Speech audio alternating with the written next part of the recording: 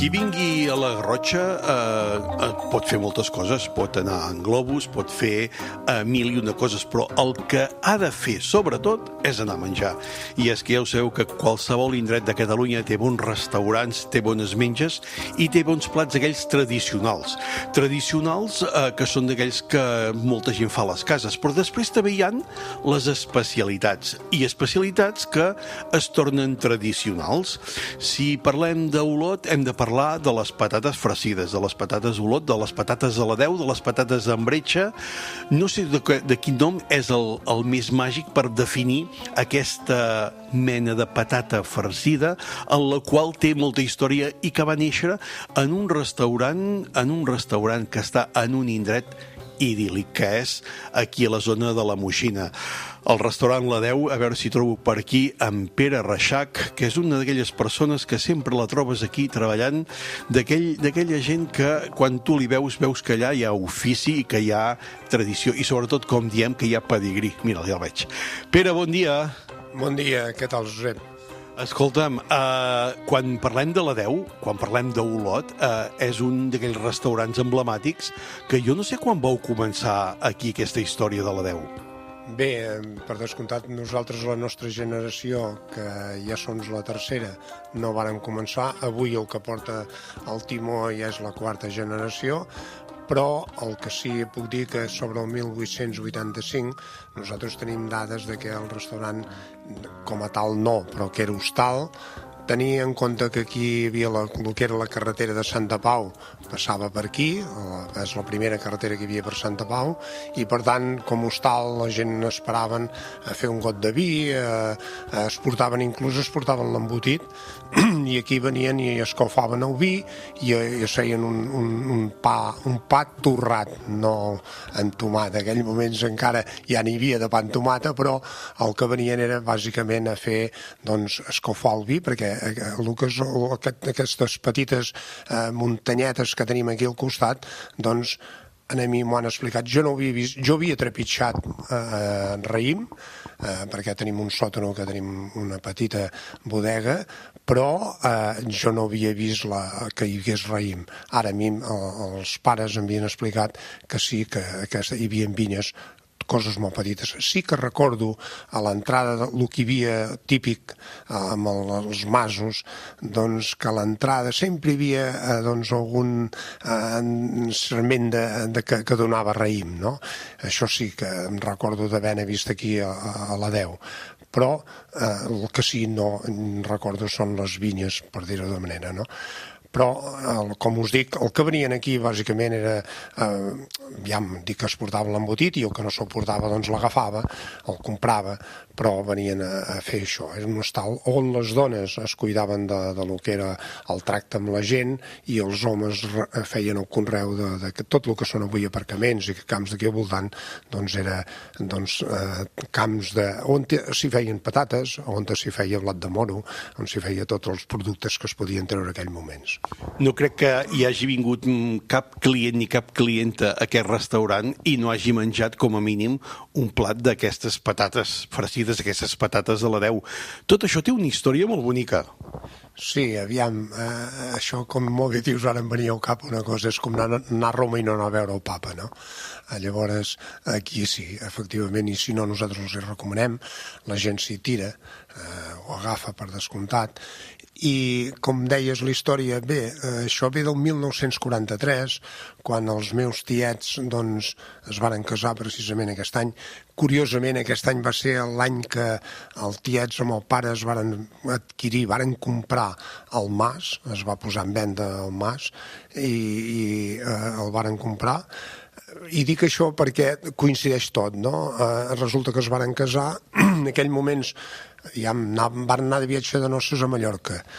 Diries, ostres, a Mallorca, no, van anar a casa d'uns familiars que tenien a Mallorca, perquè tampoc es podien permetre gaires luxes en aquells moments, no? I precisament allà la tieta, que era la cuinera, la que teníem aquí, que estava a la cuina, doncs a la seva cosina li va fer un plat molt similar al que eren les patates. I ella ja li va dir, uita, t'ho copiaré això, probablement ho farem allà al restaurant. I així us va ser, no? Com va venir cap aquí, Llavors, doncs, varen estar treballant i varen fer, doncs, aquell moment és el que es menjaven, doncs, els canelons, bàsicament arròs. L'arròs era el plat que tenia més tirada de tots. Un arròs, ja podem imaginar-nos que era arròs no mar i muntanya, sinó muntanya, en aquest cas, no? Conill, pollastre, que es feia el sofregit, i llavors es feia una mica de rostit amb el que hi havia, i menuts i tot el que sigui del pollastre. I llavors es feia, doncs, l'arròs, no? Això era l'arròs a la cassola, per dir-ho d'una manera. Això era el que més estirava, i llavors ja podem imaginar-nos, doncs, les carns, la vedella, tot el que sigui a la brasa, i hem acabat a la vedella rostida, que era el que més... Però en aquelles dates va venir aquí, en aquell moments l'alcalde d'Olot era el senyor Pere Bretxa, i alhora també era president de la Diputació, i va venir un dia encarregar per venir a dinar, que tenia la visita del governador civil de Girona. Esclar, el governador civil en aquell moment tenia un pes perquè era el representant del que podem imaginar d'en Franco aquí a Girona, i per tant, esclar, ell també volia quedar bé, va venir, i haurien de fer, doncs, un dinar, i haurien de mirar a veure si podem fer alguna cosa diferent, i va ser aquí com es varen atrevir a oferir-li les patates, no? Que va ser tant l'èxit, per dir-ho d'una manera, que els hi va agradar, que d'aquí li van venir el nom de les patates Bretxa. Per què? Perquè la gent diu, venim a menjar aquell plat que va menjar el senyor Bretxa, i d'aquí es va anar passant a patates Bretxa.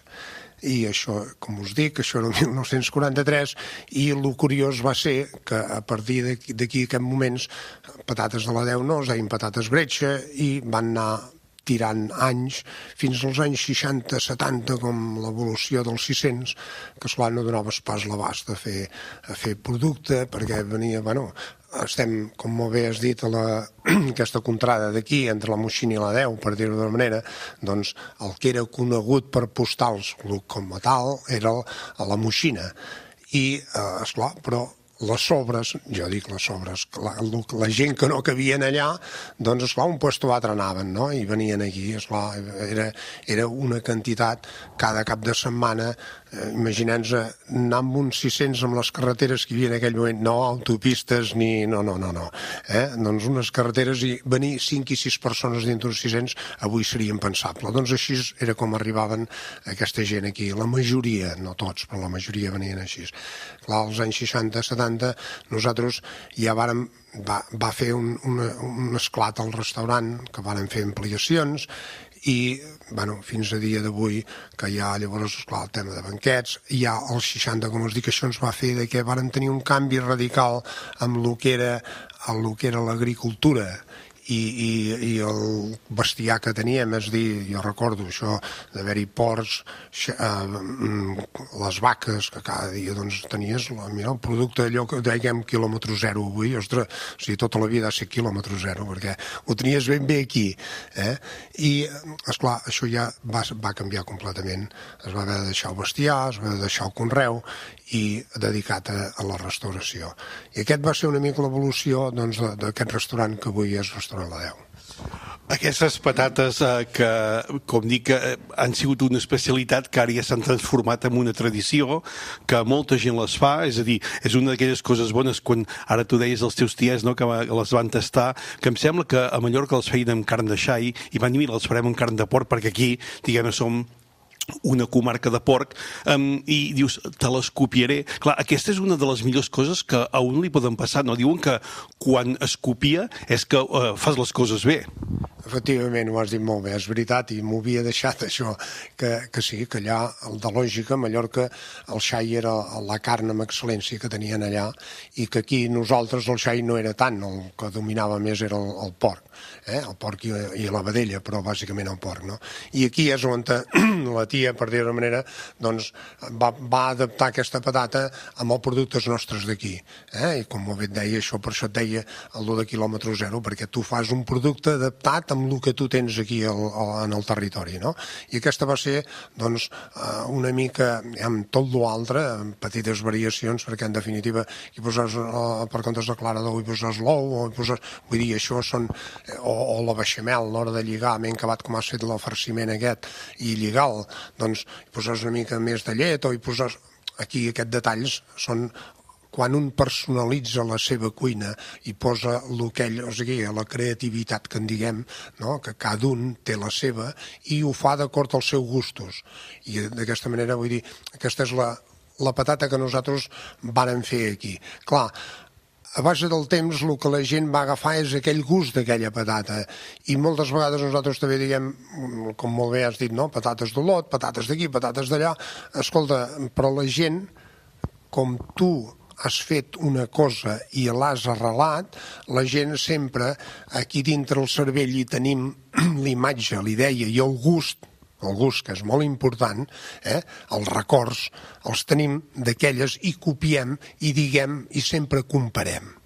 I això és el que ha fet créixer, diguem-ne, el nom aquest de la 10, que vàrem fer un producte pensat per la gent d'aquí i que la gent el que ha copiat i ho ha transformat, diguem-ne, d'una manera, cadascú amb el seu gust, però no deixa que la gent compara. Per què? Perquè són els records primers que has tingut d'aquell producte. Home, això són els que tota la gent de la Garrotxa, quan hem sigut petits, hem vingut aquí i encara tenim aquella imatge d'aquells cambrers allò amb el traje de color negre, amb la camisa blanca, amb la pajarita, que et venien, et marcaven per l'esquerra i et posaven les patates i tu deies 1, 2, 3, 4, que per lo bones que són. Escolta'm, aquí tenim, diguem-ne, el gran secret d'aquesta patata, en tenim diversos, no? Per una banda és el continent, l'altre és el contingut, i l'altre, diguem-ne, és la manera de fer. La patata és una cosa interessant, més que tot també perquè no podeu triar qualsevol patata, perquè, clar, ha de tenir consistència i s'ha de poder fregir.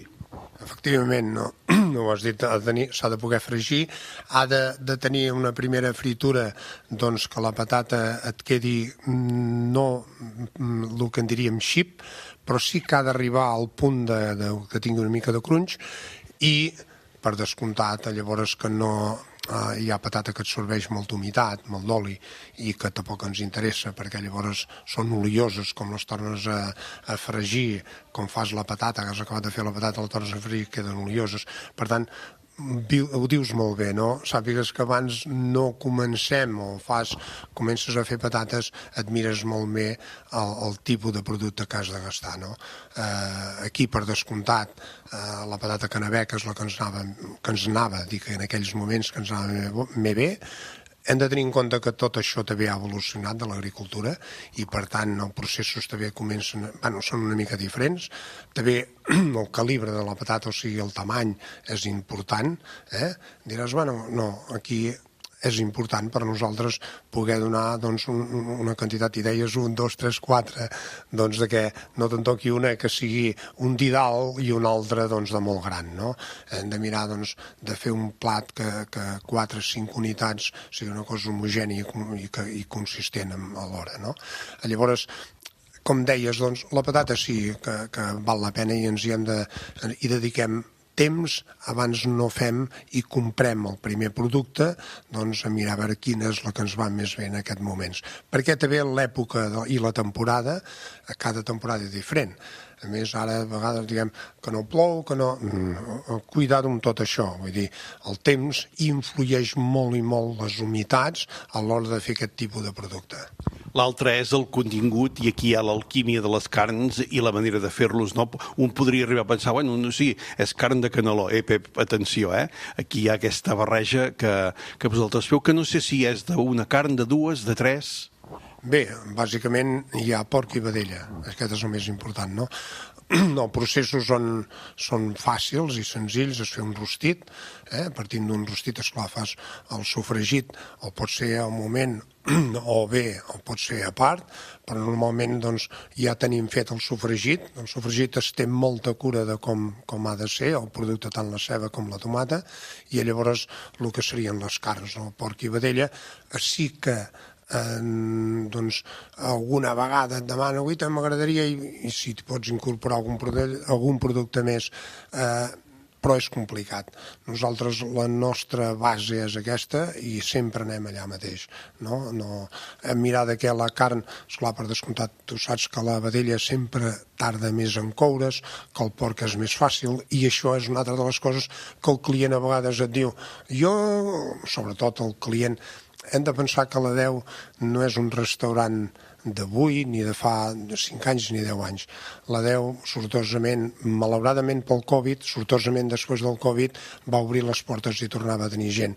Per què? Perquè aquí tens els pares, els avis porten els fills porten els altres fills, i aquí venen famílies que és una tradició, doncs, 1, 2, 3, no sé quantes vegades l'any, doncs han d'anar a menjar a la DEU. Esclar, aquesta gent que ja han vingut de petits, per exemple, jo tinc companys que venen aquí i parlem de les nostres històries, i esclar, venien aquí i menjaven doncs les patates, i ara venen i diuen, ostres, Pere, és que això sembla que... Esclar, jo dic, ja és molt clar com es conreuava i com el bestiar es cuidava, on eren les granges.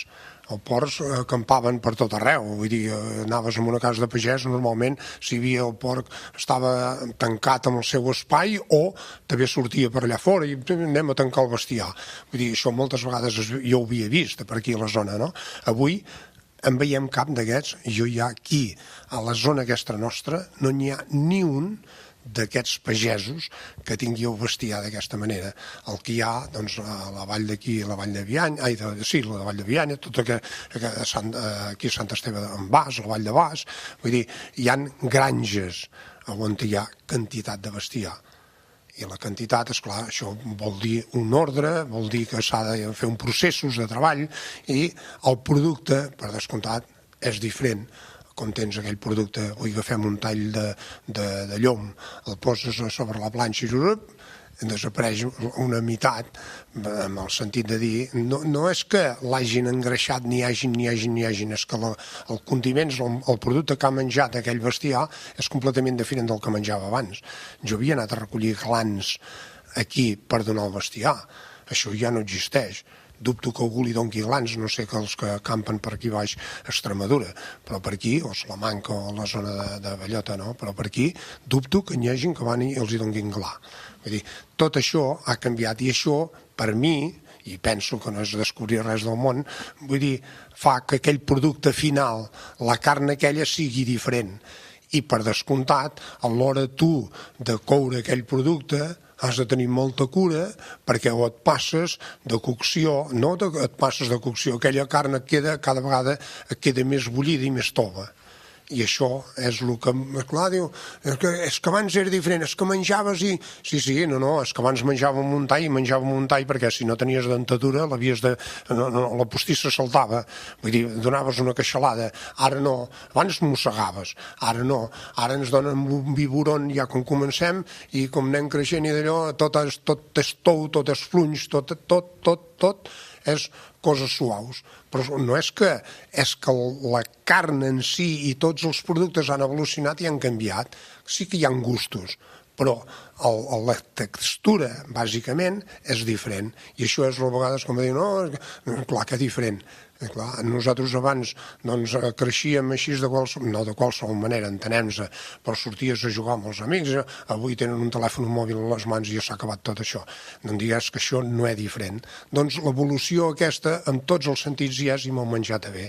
Llavors, aquests processos de treball que diguem, clar, tu també els has d'anar modificant i anar adaptant per anar obtinguent al final aquell producte, vulguis o no vulguis, com el que recordaves. Perquè, com us deia, jo ara ho dic amb els meus fills i el meu nebot, dic, ostres, és que no és el mateix la cocció que es feia abans, més la feies amb foc, anar fent, lent, i avui és diferent, avui hi ha forns de combustió. Bé, no t'hi pot explicar res, Pep, que tu no sàpigues. I aquesta és la diferència d'aquesta cuina, i que nosaltres hem de mirar entre tots, de mantenir i com a mínim conservar en tot el que es pugui els records que teníem abans.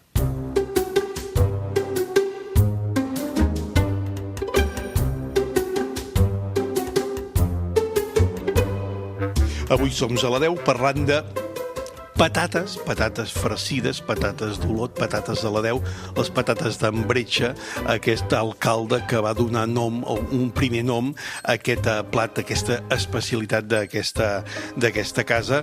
Tenim per una banda les patates, per l'altra tenim el contingut, i hi ha una cosa interessant aquí, que és, primer, l'elaboració, és a dir, el fet de fer la patata, però després també de fregir aquesta patata, i de com ho hem de fer-ho perquè no se'ns rebentin, és a dir, i aquestes làmines fulles de patata no surti l'interior cap enfora.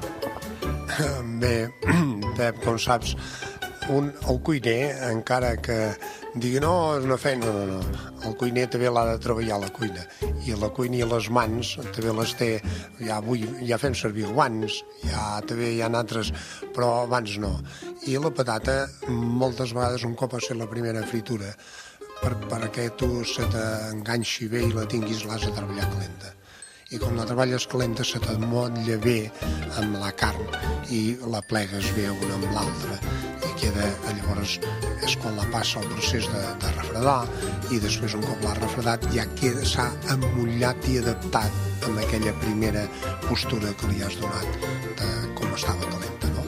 Per descomptat treballem la patata calenta i la carn la treballem freda, no? Però que estigui així ben amacerada, que tingui o sigui, no diria tova, però sí que sigui manejable. I així és una cosa amb l'altra, així és amb el que seria les mans, que agafes i fas al mig entre mà i mà i poses aquest producte i les germanes i queda, doncs, com diria, bueno, les meves mans, com jo d'allò se m'adapten com si plaudís, no? I és fantàstic. Vull dir, llavors és quan a mi acabat, un cop l'has tret, el poses a refredar i a mi acabat passes a fer aquest procés que és el fet de l'acabat de la patata, on el passes per ou i què és el que fa? Primer, important, que no se li dona massa importància amb l'ou. L'ou és bàsic. Qui no li agrada un ou ferrat, qui no li agrada una truita, qui no li agrada l'ou. I per tant, aquest ou llavors agafa com el fregeixes a 175 graus, 180 graus màxim, mirar bé l'oli. L'oli pot ser un oli vegetal, l'oli de girassol, no ha de ser oli d'oliva, però un oli d'aquests que estigui a aquesta temperatura, llavors aquest ou com enganxat amb la patata fa aquell que ens fa com fem un ou ferrat. I això és quan en aquell moments la patata queda enganxada amb l'ou i a la fritura.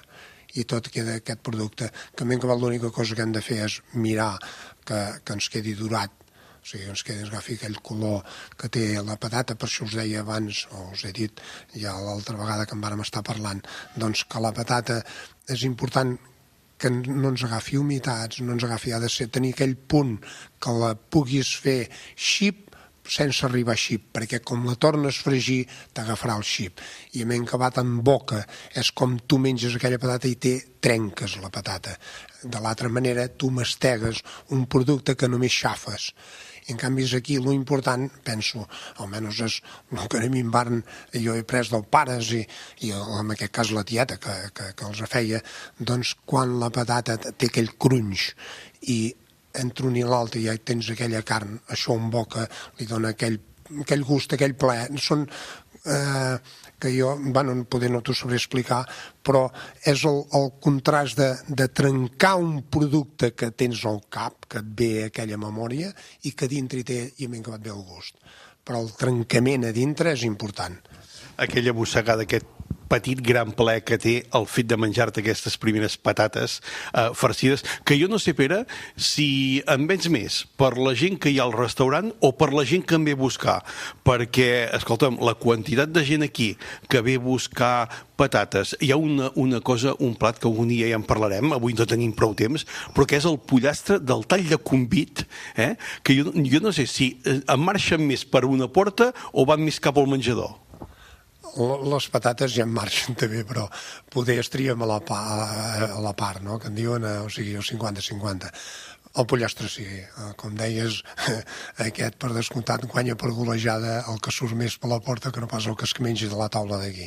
Però bueno, és una combinació que la gent que tenim a la vora o que tenen a la vora la possibilitat de tenir un restaurant, doncs que es dona el gust un cap de setmana o com pot, doncs de poder venir a menjar i jo m'imagino que a casa faran una amanida, les 4 patates i aquell pollastre allò amb un bon cava o amb un bon vi el que vulguis, perquè en definitiva això és el gustos de cadascú, la combinació que pugui fer, escolta, ha de ser un dinar fantàstic, o un berenar o un sopar, perquè ara venen doncs, èpoques, doncs, ja serien doncs, èpoques de Sant Joan, èpoques de verbenes i bueno, tot l'estiu, per dir-ho d'una manera, i com entres doncs, a partir de passar l'estiu, ja llavors parlem de les festes de Nadal i tot això. Esclar, són plats que a nosaltres ens van molt bé, en el sentit de dir que la gent això els hi combinen qualsevol cosa a casa.